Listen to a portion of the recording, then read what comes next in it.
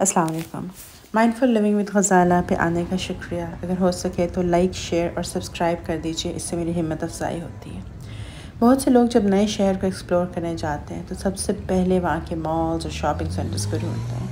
ये हमारा consumer mindset है जो हल में मज़ीद मांगता है, माइंडलेस शॉपिंग। मैं आपको बताऊं, इस मॉल यात्रा से कहीं बेहतर है कि आप शहर के बागात और विल्डरनेस एरियाज़ को खोजें।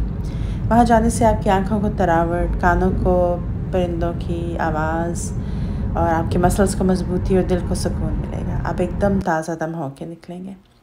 और अगर आप न्यू ऑरलिन्स में हैं तो ला फ्रेनियर पार्क, जो डाउनटाउन से हट के एक बहुत अच्छा और बड़ा पार्क है, बेहतरीन जगह है।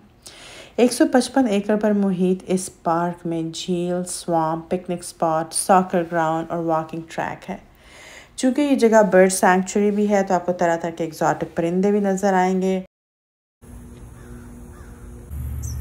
अपनी एडवेंचरस फितरत की तस्कीन के लिए हम बोर्ड वॉक पर गए। एक तरफ तो खामोश सी मॉस लेक थी तो दूसरी तरफ चंद क्यूट से जानवर नज़र आए। ये प्यारे से जानवर रैकून कहलाते हैं। इनका पूरा कुंबा यहाँ आबाद था और लग रहा था कि इंसानों के आदी हैं। इनके रवैये से लग रहा था क्योंकि ये काफ़ी वेलकमिंग महसूस हो रहे थे। वैसे हम ख़वातीन कभी काजल लगाकर आंखें मसल लें और काजल हर तरफ फैल जाए तो पूछती हैं कि मैं कहीं रैकून तो नहीं लग रही। क्योंकि वो हमें जैसे देख रहे हैं ना, वो देखो खड़ा हो गया उसमें, ये देखे। हे बेबी। कुछ देर रुक कर उनको सलाम करके हम बोर्ड वॉक से होते हुए दूसरी तरफ पहुँचे तो बतखों और मुर्गाबियों पर नज़र पड़ी। ऊपर देखा तो स्याह रंग का इंतहाई ग्रेसफुल परिंदा नज़र आया, रंग स्याह और शक्ल बगले जैसी। इस परिंदे को मकामी लोग स्नेक बर्ड भी कहते हैं। इसकी वजह यह है कि ये जब पानी में तैरता है, इसका बदन पूरा पानी में छुपा होता है। उसकी लंबी गर्दन सांप की मानने लगती है। स्याह, चमकीला, लंबी गर्दन और बारीक चोंच वाले इस परिंदे को हम काफ़ी देर खड़े तकते रहे। बर्ड वाचिंग बड़ी पेशेंस मांगती है और काफ़ी देर हम खड़े इसको देखते रहे, इस उम्मीद पे कि शायद ये उड़े और हम इसके पंख जो है ना वो फैले हुए देखें।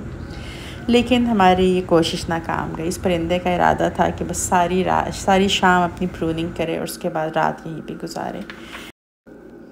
हम भी काफ़ी देर इसको तकने के बाद आगे चल पड़े। उल्लुओं की हूट, बतखों परिंदों की आवाज़ के साथ मैग्नोलिया और गार्डीनिया की धीमी धीमी खुशबू फ़ज़ा को मुअत्तर कर रही थी। इस तजर्बे की टोटल कॉस्ट 0 थी और ये एक्सपीरियंस बिल्कुल प्राइसलेस। आई होप कि अगली बार आप जब किसी नए शहर में जाएं तो बाज़ार की तरफ रुख करने के साथ साथ फितरत की तरफ भी जाइए और माहौल को एंजॉय कीजिए। अपना और अपने प्यारों का ख्याल रखिए। अस्सलाम वालेकुम।